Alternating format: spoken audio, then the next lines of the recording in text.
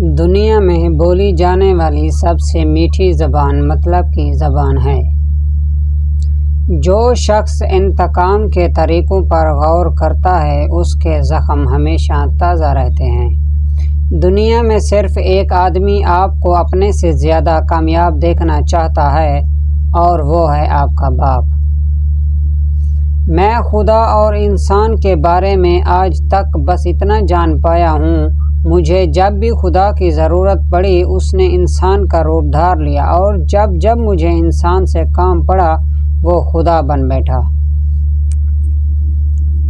سوچ سے زیادہ طاقتور چاہ ہوتی ہے، اور چاہ سے زیادہ طاقتور ارادہ ہوتا ہے، اور ارادے سے زیادہ طاقتور عمل ہوتا ہے۔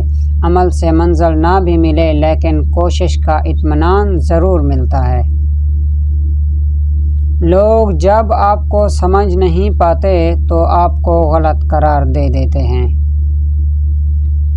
پہلا تاثر ایسا دیجیے کہ آپ اس تاثر کو ہمیشہ قائم رکھ سکیں۔ جو آپ نہیں ہیں کبھی بیان نہ کیجیے، اور جو آپ ہیں کبھی مت چھپائیے۔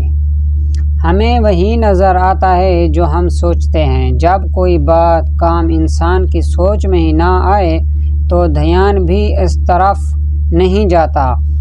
جب کہ وہ موجود ہوتا ہے، سوچ کی نظر آنکھ کی نظر سے زیادہ تیز ہوتی ہے، اور جب سوچ کی نظر پر ہی پردہ پڑ جائے تو آنکھ اسے کبھی نہیں دیکھ سکتی۔ سوچ کی آنکھ پر اعتماد، یقین اور وفا پر پردہ ڈالتی ہے، پھر چاہے وہ بات کام چیز واقع انسان موجود بھی ہو نظر نہیں آتا، اور نہ ہی اس کی اہمیت ہوتی ہے۔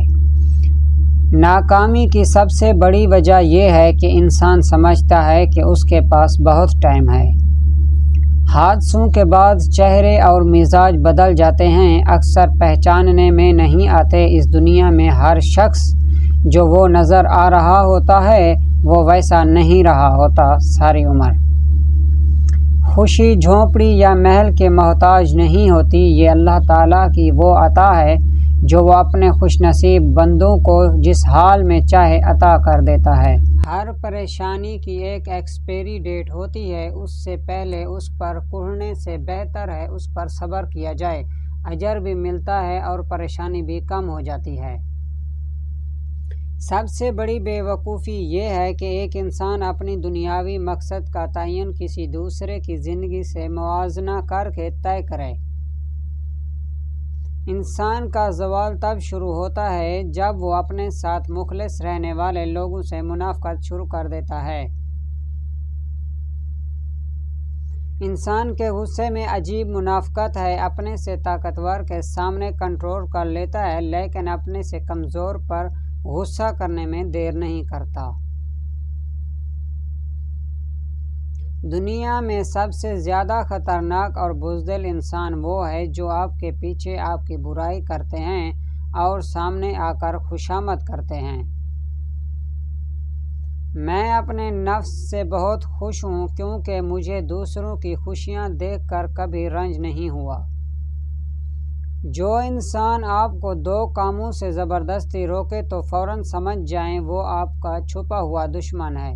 اول نماز سے روکے، دوم کاروبار سے روکے۔